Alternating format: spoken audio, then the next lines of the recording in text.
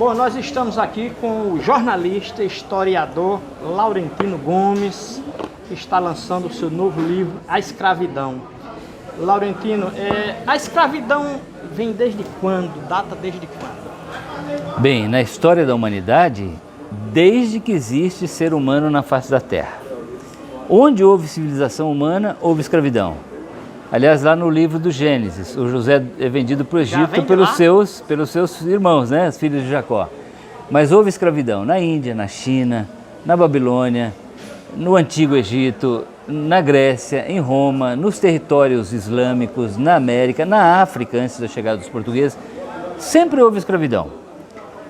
Agora, tem uma diferença muito grande da escravidão nas Américas, né? Aqui, a escravidão atinge uma escala industrial. Logo que os portugueses chegaram, eles tentaram de todas as formas escravizar os índios.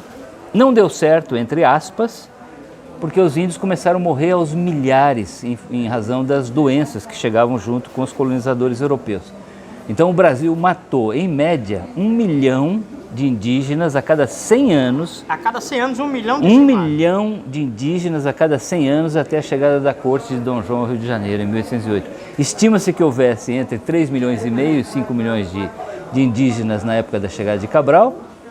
Quando Dom João chegou ao Rio de Janeiro, já estavam reduzidos a 800 mil. E aí a solução foi buscar mão de obra cativa africana, porque já havia um mercado de fornecimento de cativos na África. A escravidão é ancestral na África, haviam mercados, feiras, preços bem definidos, mercadorias, compradores, fornecedores. Então aí chegam ao Brasil 5 milhões de escravos africanos, 40% do total que veio para o Novo Mundo. Esse seu livro aqui, A Escravidão, esse volume número 1, naturalmente se pressupõe que vai ter mais dois. Mais dois, não é? É a escravidão a partir de que momento está nesse livro aqui? Sim, eu começo esse livro com um episódio que eu considerei muito simbólico, que é um leilão que aconteceu no dia 8 de agosto de 1444, na vila de Lagos, no Algarve, sul de Portugal, na frente do príncipe Dom Henrique, o navegador, que, como eu mostro no livro, aparentemente navegou muito pouco, se é que navegou, mas foi um grande traficante de escravos.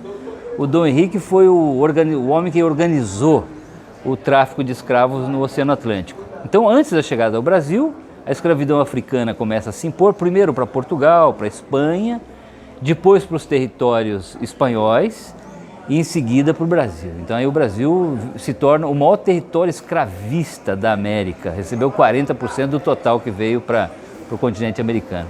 Escravos tem a ver com a cor da pele? Sim. Essa é uma outra novidade, porque escravidão nem sempre foi sinônimo da cor da pele. Aliás, a palavra escravo, slave em inglês ou eslavos em latim, vem de eslavo, povo branco de olhos azuis que era escravizado aos milhões no leste europeu desde a época dos romanos. Daí vem a palavra escravo. Agora, com a escravidão africana, nasce também o que eu poderia chamar de uma ideologia racista que procura associar escravidão à cor da pele e que tenta vender a ideia de que o africano era bárbaro, selvagem, incivilizado, praticante de religiões demoníacas e que, portanto, a melhor coisa que poderia acontecer com o africano era ser escravizado, colocado num navio negreiro, para vir se incorporar à supostamente desenvolvida, vanguardista, civilizada sociedade europeia que se instalava no Brasil com a chegada dos portugueses. E é interessante que essa ideologia de que a escravidão era a salvação dos africanos, ela era discutida de forma muito intensa até as vésperas da Lei Áurea no século XIX. O que é uma coisa muito curiosa, né? Quer dizer, a ideia de que os africanos não tinham futuro algum, que era uma sociedade selvagem, bárbara, e que, portanto, a escravidão era benéfica para os africanos. E eu queria lhe perguntar o seguinte, não seria mais prático escravizar o índio, a dizimar o índio, ficar com essa carga de culpa e trazer o africano para ser escravo? Sim, não era mais, não foi muito seria, mais caro, não? Não seria, mas porque os índios não resistiram às doenças que chegaram junto com os europeus. Junto com os europeus chegou o sarampo, chegou a varíola, a gripe, uma série de doenças contra as quais os indígenas não tinham imunidade. Então houve guerra, claro, houve um extermínio, os índios foram expulsos das suas terras, mas a principal razão do fracasso da escravidão indígena foi o que o historiador Luiz Felipe de Alencastro chama de um choque epidemiológico entre continentes que até então viviam isolados, separados. Certo. Quem for ler esse seu livro aqui, o que é que ele vai encontrar a mais além do que já está na história? Bem, eu acho que vai encontrar um olhar atualizado, números, por exemplo, eu ponho aqui 12 páginas de números mostrando de onde vieram, para onde foram, de onde eram os escravos de Pernambuco, do Maranhão, do Rio de Janeiro, da Bahia. Eu mostro. Paraíba está aqui? A Paraíba está aqui também. De que forma a Paraíba aparece? A Paraíba estava no contexto da cultura da cana-de-açúcar, ou seja, a escravidão vem para o Novo Mundo acompanhando a cultura da cana-de-açúcar, que começa lá no sul da Índia, no Ceilão, atual Sri Lanka, vem subindo, passa pela Palestina, passa pelo sul da Europa, aí depois nas Ilhas Atlânticas, Canárias, Cabo Verde, o São Tomé e Príncipe, que são laboratórios do modelo Casa Grande e Senzala, que os portugueses aplicariam e desenvolveriam no Brasil. Então, a escravidão no começo era sinônimo de cana-de-açúcar. E a Paraíba está nesse contexto, da cultura da cana-de-açúcar nos primeiros 2 séculos do Brasil colônia. Você dividiu essa trilogia de que forma? Esse primeiro volume, tais assuntos, o segundo, tais... Como é que está dividido? O primeiro volume, ele vai até a morte... Isso, ele vai até a morte de Zumbi dos Palmares, em 1695. Zumbi dos Palmares, fazendo um parênteses, é aquilo que se diz... O Zumbi dos Palmares, ele está mais dentro da cabeça das pessoas do que na documentação histórica, porque tem pouquíssima informação a respeito dele. Aliás, não se sabe exatamente se houve um personagem chamado Zumbi dos Palmares. Aparentemente era um chefe militar. Teriam existido vários zumbis em Palmares, o último deles morreu no dia 20 de novembro de 1695. E aí uma construção mitológica a respeito dele. Ele é um herói negro. Não está documentado. Não, tem pouquíssima informação a respeito do zumbi. Tem referências e é interessante que as informações que nós temos de Palmares são das expedições militares mandadas contra o quilombo. Não existe história contada a partir dos quilombolas. Ou seja, é uma história branca que conta uma história negra. E aí o interessante é que hoje o personagem ele é muito polêmico ainda, né? Tem gente que fala que ele não era abolicionista, coisa que de fato ele não era, porque o abolicionismo é um conceito muito posterior, portanto seria um anacronismo se chamar o zumbi de abolicionista. Há informações que existiam escravos em Palmares, ou seja, quem aderisse ao quilombo de forma voluntária era livre, mas eles capturavam também escravos ao redor. Eles faziam também. Outros escravos. Exatamente. Quem não quisesse aderir seria escravo, era isso? Eles capturavam escravos nas fazendas vizinhas.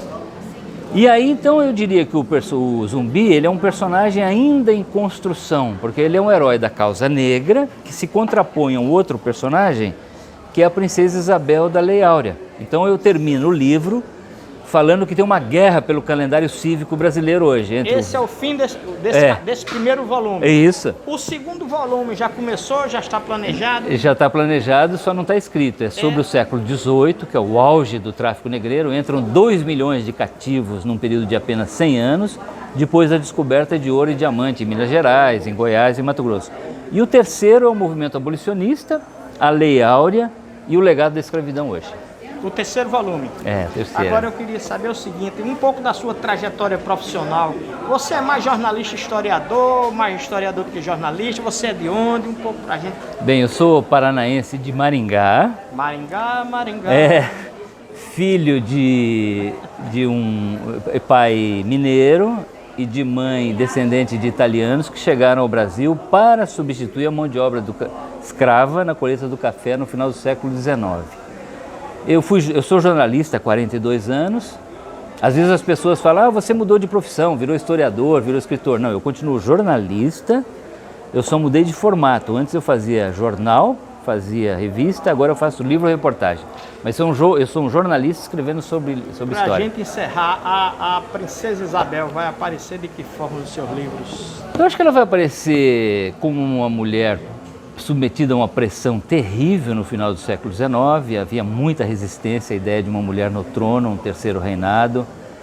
Ela tinha ideias legitimamente, convictamente abolicionistas, mas o fato é que a princesa Isabel, ao fazer a Lei Áurea, puxou o tapete do império, porque aquele pacto que existia entre a aristocracia rural escravista e o trono, e que permitiu que o Brasil fosse uma monarquia por 67 anos, esse edifício desabou com a Lei Áurea, e a consequência foi a República no ano seguinte.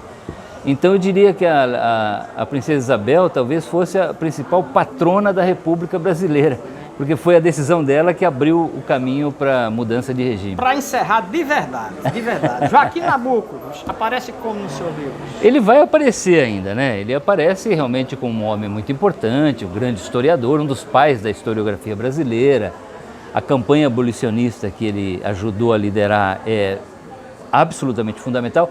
Hoje existe um certo esforço de desqualificar o Joaquim Nabuco, como se ele fosse um branco, um dandy, um homem muito vaidoso, mas a gente não pode fazer isso. Se você observar o que o Joaquim Nabuco fez, a coragem, o resultado da atuação dele no parlamento, é claro que não é só ele, né? Tinha abolicionistas negros também, Luiz Grama, José do Patrocínio, André Rebouças, mas o Luiz Gama é um personagem que merece todo o nosso respeito, né? O Joaquim Nabuco.